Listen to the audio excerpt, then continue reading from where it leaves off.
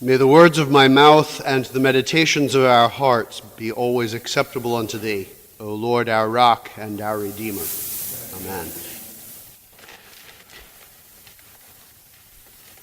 This is one of those Sundays when the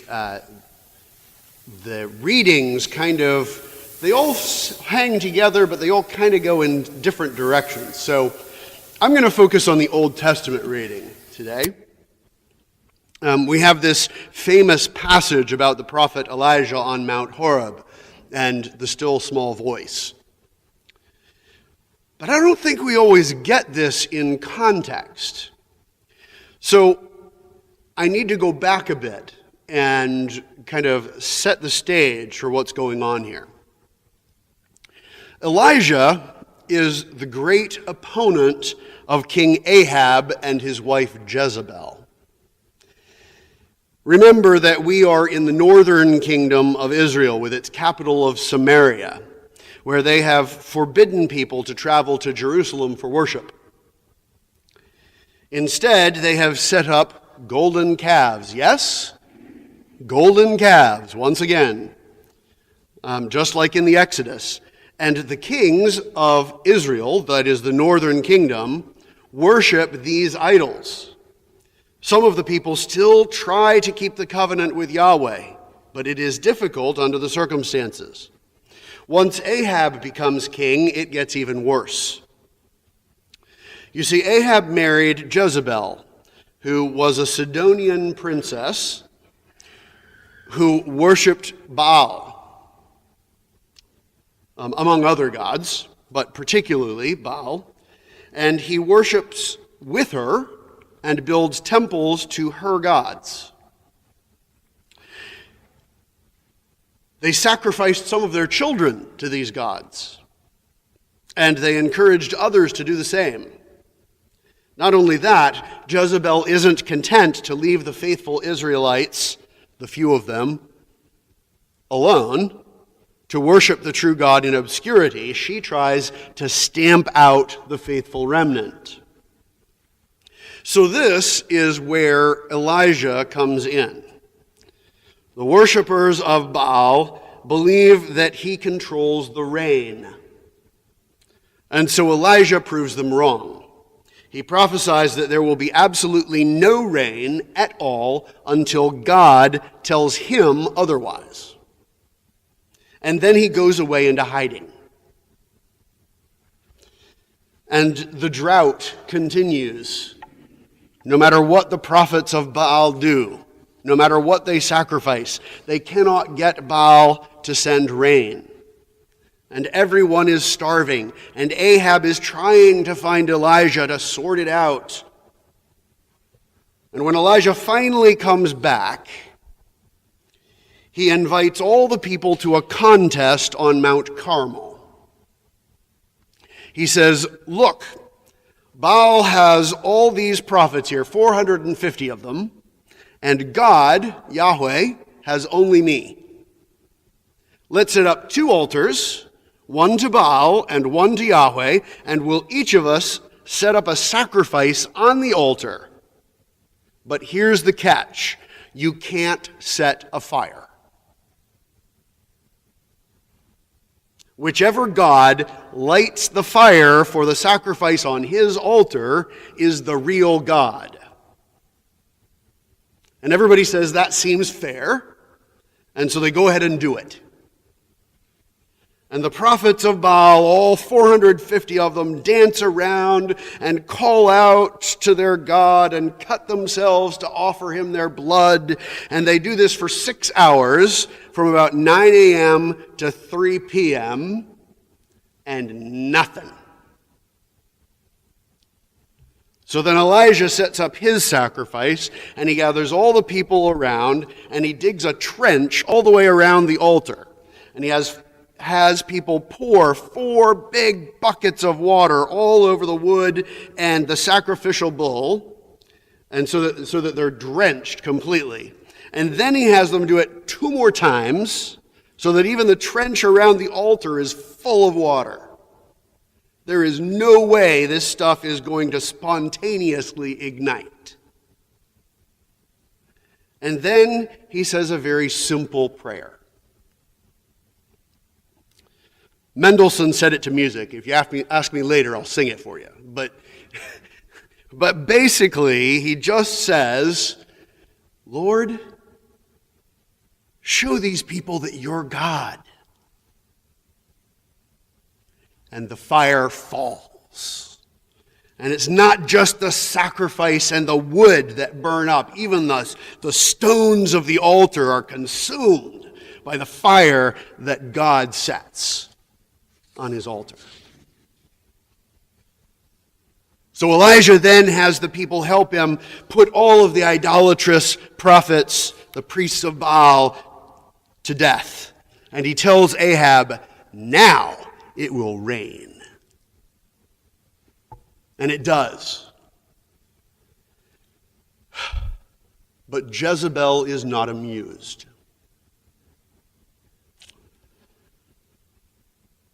You see, Jezebel doesn't care about the truth. She cares about her power. So she threatens to kill Elijah.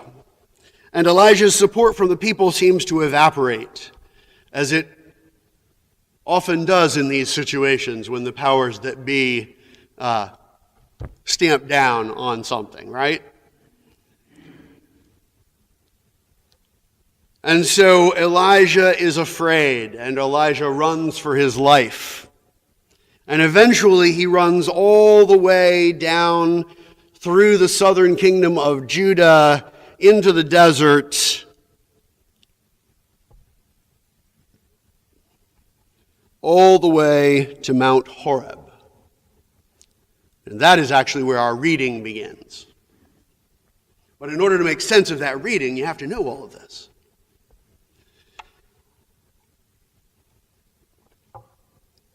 Mount Horeb is all the way down south in the desert. It is also the place that Moses received the law and met directly with God himself. In fact, Moses saw the glory of God from a cleft in the rock, the Old Testament says, or a cave on the mountain. And here the text actually says that Elijah came to the cave. It doesn't just say he came to a cave on Mount Horeb. It says he came to the cave. Well, which cave? Probably the same one. The very cave that Moses was in when he saw the glory of God pass by. Elijah is done in. He is depressed and he is angry. He's done pretty much everything right, and nothing has worked. And so he has come to the source. He needs God to do something. And God does something, but perhaps not what Elijah wants. You see, it's very clear what Elijah wants. He wants God to turn the hearts of the people and make them faithful again. That's what he prayed for back on Mount Carmel. And it seemed to work for a couple of days. They helped him execute the idolatrous prophets, but then they didn't back him against Jezebel. So then God asks Elijah, "What are you doing here? What are you doing here?" And Elijah answers with a truthful assessment of the situation. He says, "I have been very jealous for the Lord, the God of hosts, for the people of Israel have forsaken thy covenant, thrown down thine altars, and slain thy prophets with the sword. And I, even I only, am left, and they seek my life to take it away."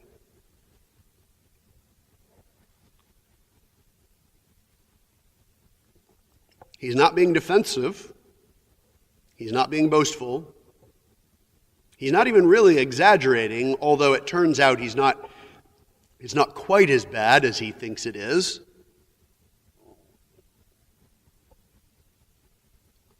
But that's really what's happened. And God does not reprimand him at all. God just says, okay, come out and face me. So Elijah experiences the force and power of God in the wind and the earthquake and the fire. But it says that God was not in those things. Elijah knows God and recognizes his voice. So when the actual presence of God comes, he knows, and he covers his face and comes out to stand before God. This presence is described here as a still small voice. Other translations call it thin and quiet. But there is something here that Elijah recognizes. This is not just the word of the Lord that Elijah has been responding to all along. This is the actual, tangible presence of God that Elijah needs to experience to keep going.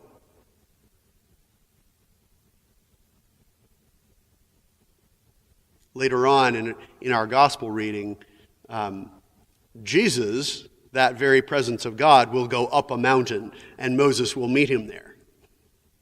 And Elijah will meet him there. But here, Elijah goes up the mountain. And he needs to meet with God.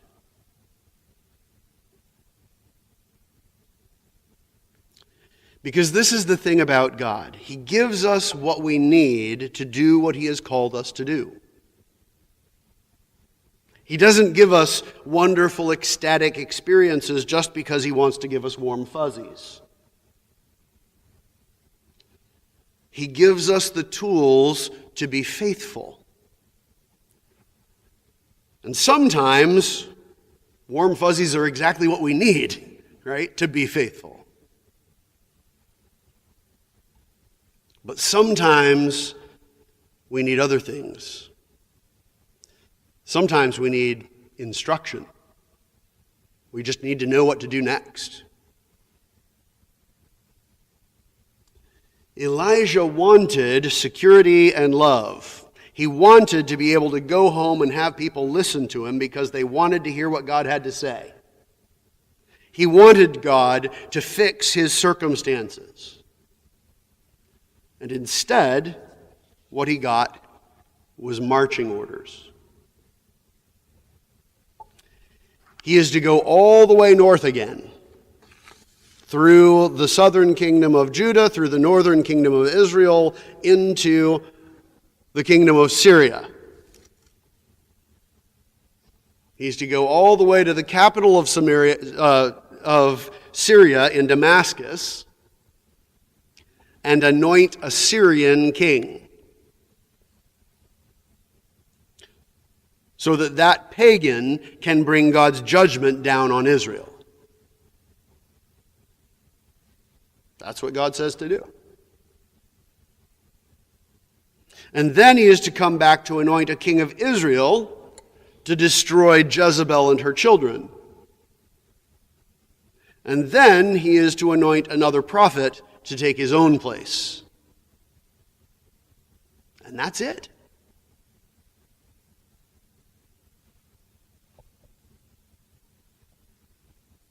And he is to do all of this while still being hunted by Jezebel.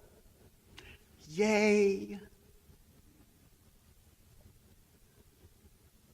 We know from later history that Elijah never did get what he wanted. Elisha, his successor, was faithful, but even the new king that Elijah anointed wasn't. He was better than Ahab, but that was no great feat. Right? The people of Israel as a whole never did turn back to the Lord, and their kings never even tried to get them to. Eventually, they were all destroyed completely by Assyria.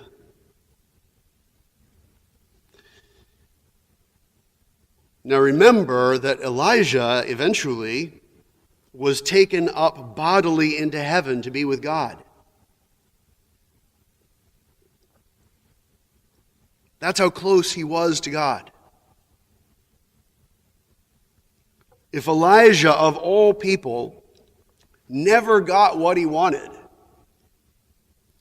Why do we expect to do any better? That's not to say that we shouldn't pray for what we know would be good. But even Elijah's great victory on Mount Carmel, as encouraging as it is to us and to the people that day, it didn't do the trick. That doesn't mean that God is unfaithful. It just means that God is God and we're not. It is our job to do what God asks of us. It is not God's job to do what we want, even if when what we want is perfectly good and right. In the name of the Father, and of the Son, and of the Holy Ghost.